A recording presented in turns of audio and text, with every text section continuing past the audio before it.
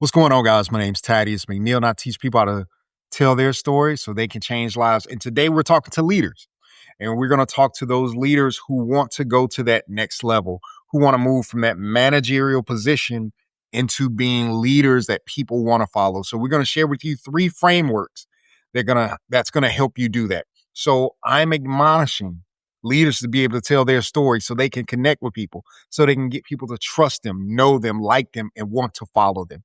So we're going to dive into those frameworks, and we're going to show you exactly how you can use that to get people to follow you.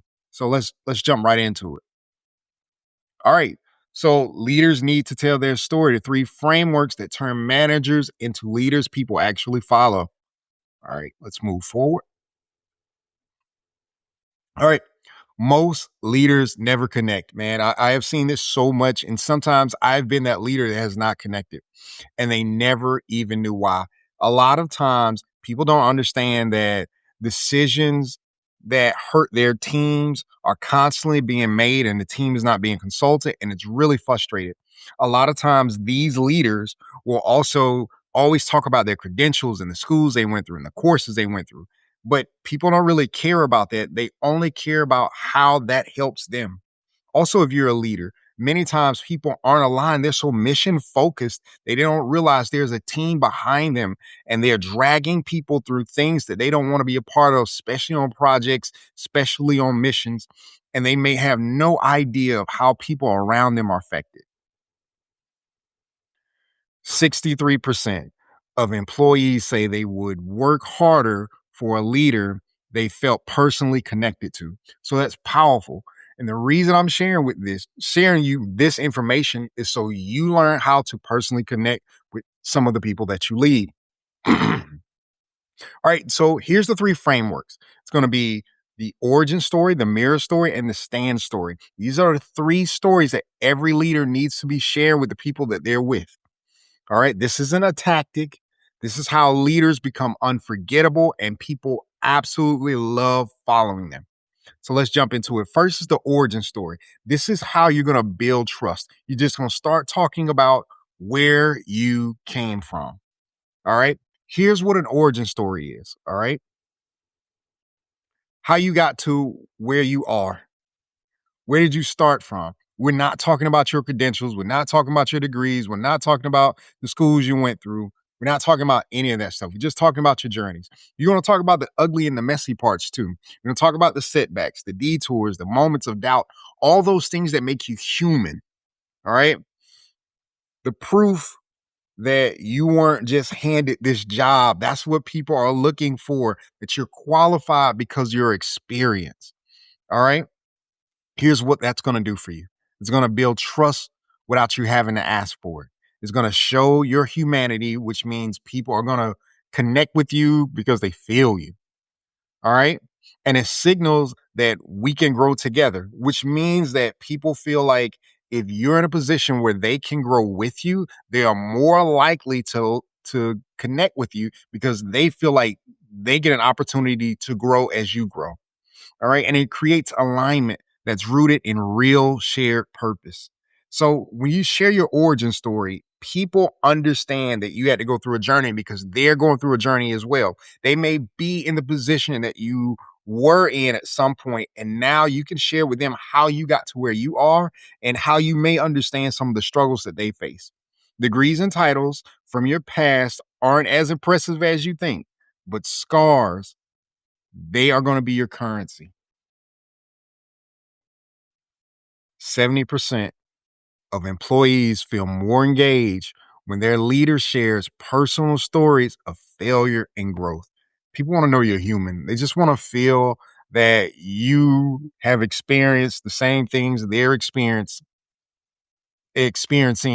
and you know how to get over those humps because they're going to lean on you. They're looking to be for you to be a person that they can lean on to get through the tough times. All right. Another part of your origin story, or I'm going to share with you a portions of the origin story that I share. So this is when I raised my hand to a two-star general when I was in the military. So when I was a very young lieutenant as an officer, I had a situation where I was working hard and I watched the people around me get some really prestigious opportunities and just chances to work in places that I just never figured out how to get to be a part of. And when I went to ask my leaders and my mentors exactly what do I need to do to position myself to get in these situations, they just pat me on the back and said the same thing over and over. Just keep working hard. Just keep doing what you're doing. You're going to be fine. That answer never really sat well with me.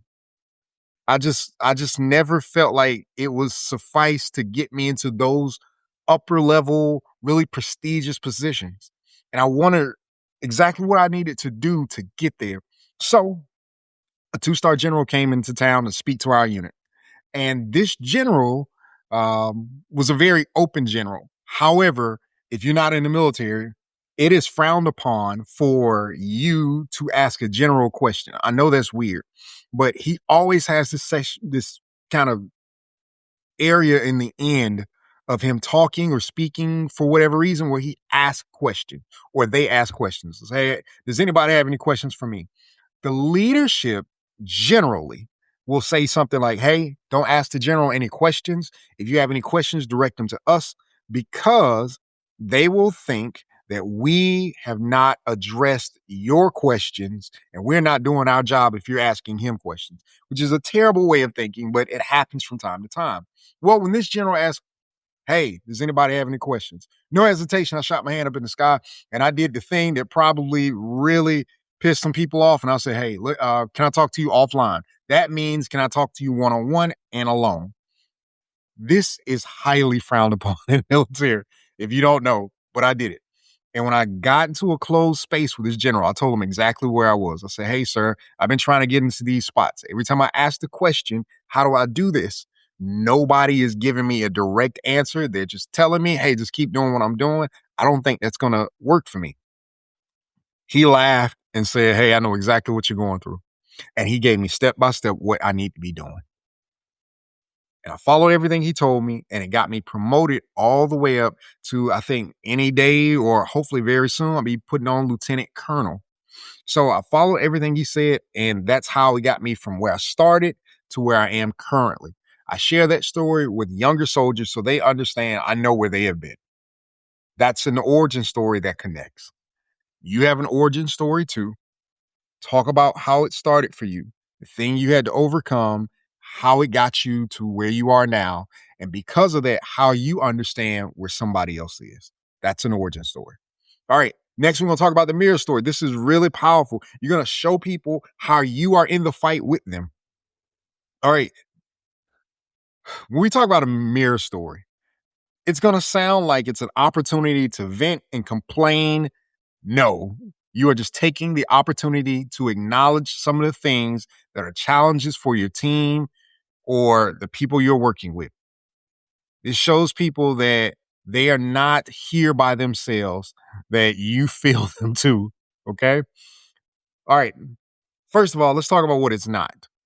It's not you venting to your team. It's not you undermining the organization or a particular person who may be a challenge.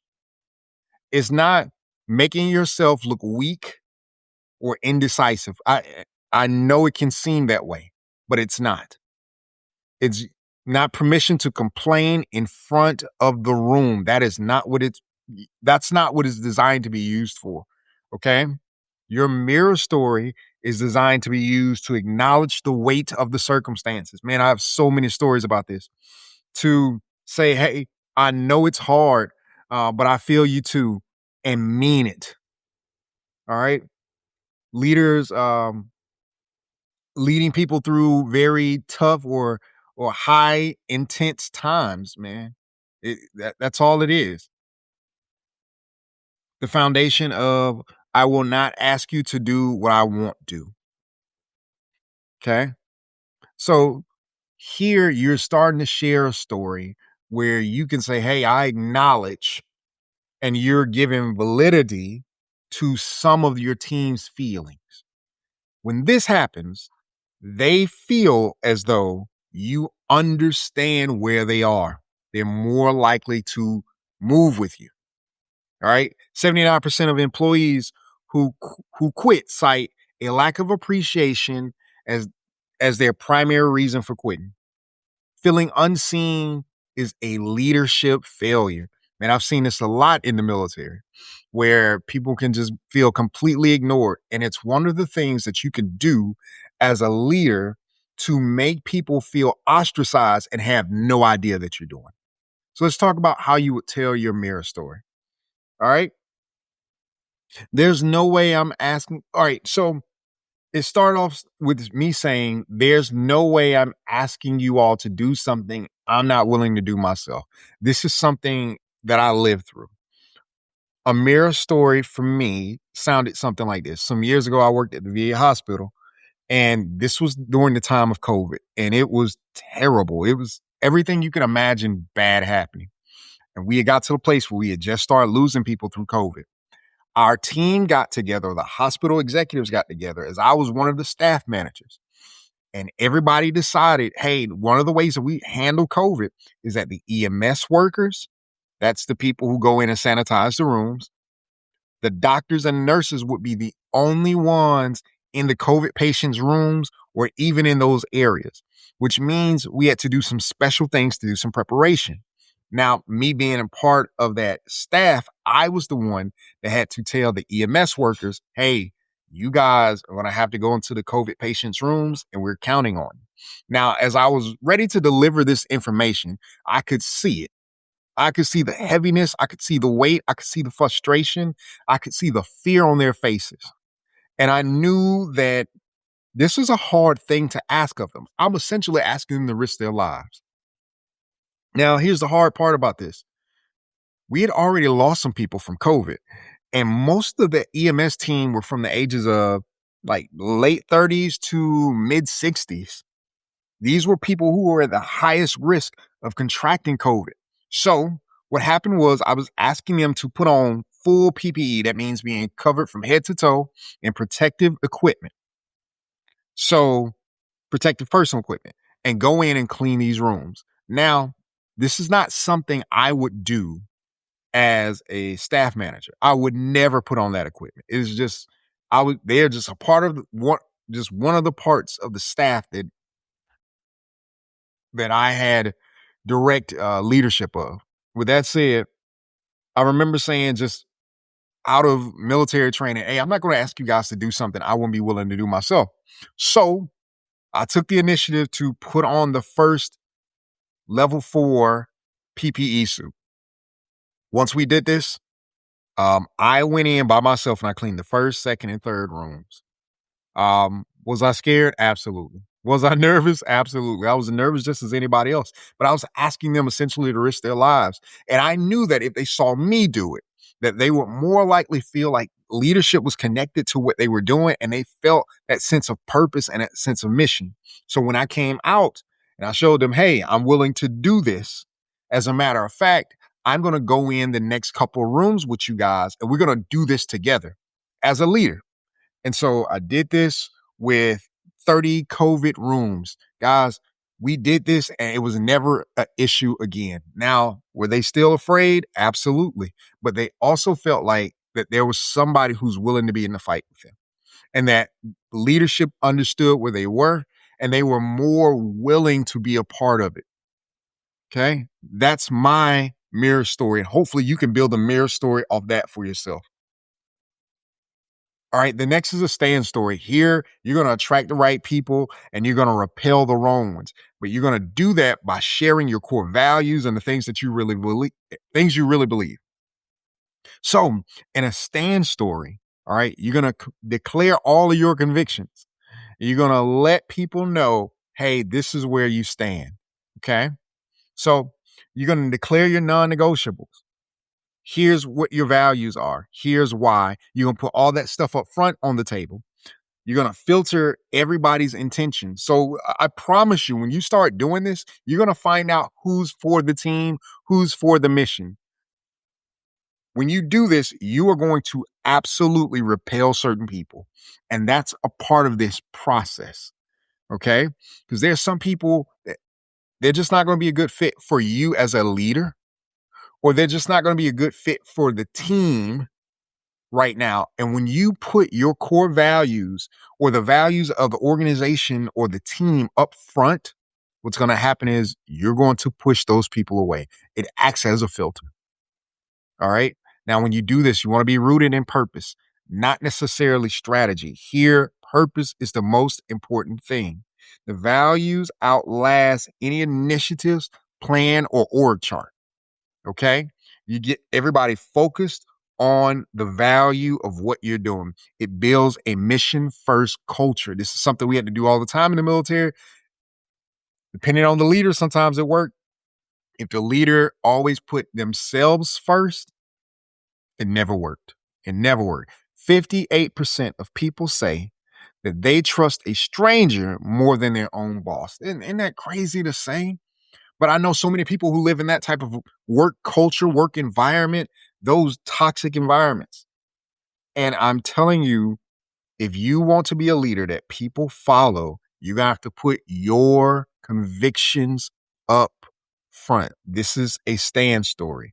It's how leaders close the gap when it comes to people staying with them and people not listening, not following, not participating, not being aligned with their leadership or organization. All right, so no check big enough. So this was a story that I told as far as a stand story, where I had a nice six-figure job and I walked away from it because I believe that God had placed something on my heart to do. Now, with that said, it was not an easy decision. I had conversations with my wife, and I was really having a very tough time with it because I was making good money and they had a lot of perks, the travel and all these benefits and all those types of things. But I also knew that the calling on my life or the mission to Message Academy was very, very important. And so I stepped away from that because I have a stand or a core value and a core belief that the thing that God has placed in my heart, it is more important that I explore that and I pursue that than anything else. So that's my stand story. And that's gonna cause some people to go, I don't know about that. And that's gonna cause some people to say, yes, that's something I can get down with. That's something I can follow. So again, the three strategies I just shared with you is an origin story where you build trust and show your humanity by showing people where you came from and that you can grow together. The next is a mirror story. Mirror story acknowledges your struggles. You sit in it with your people, all right? And nobody fights alone. Okay? These are your stories that you share. Then your stand story. You declare your convictions. You filter those who are aligned and you attract the right people for the mission that you're leading. Every single leader reading this has all three living inside of them already, meaning you have an origin story. There is a mirror story, and you have core values, beliefs, and convictions that you can share with your team or the people you lead with. All these things are already inside of you. You just have to flesh them out. Now, the question isn't whether or not you have a story. The question is whether you're willing to share it. Yeah, it's hard to be transparent sometimes. Yeah, it's hard to be vulnerable sometimes, but that is what's necessary to build trust. And that trust is a currency that never loses value. I'm going to say that again. That trust is a currency that never loses value. You have to be willing to, at some point, show some vulnerability and be transparent if you really want people to follow you, if you want to be the highest level of leader. So, with that said, if this is something that you want to get better at, here is something that I'm going to share with you. You can find this in the comments. This is the signature story blueprint. This is how you tell these stories on a higher level. I am going to lay out for you exactly how to tell these stories, frame by frame. All right. And you can share this with people that you lead. Like I said, this is going to be in the comments. You can click on it. You can get your signature story blueprint. It's going to help you be able to tell these stories in such a manner that people will never forget you. They be willing to follow you, and you be the type of person that people will always, always, always want to follow. What I need you to remember is that your story can change somebody's life. you'd be surprised how many people will follow you just because you were willing to share some of the things that you've been through, some of your vulnerabilities, some of the things you messed up, some of the things that didn't work out well for you in the beginning, and the lessons that you've learned from them.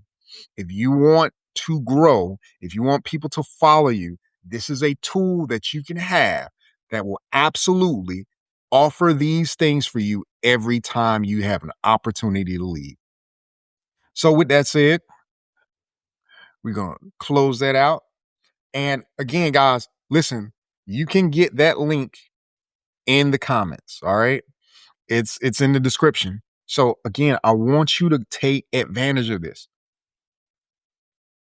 A part of what I learned in the military was there's so many leaders.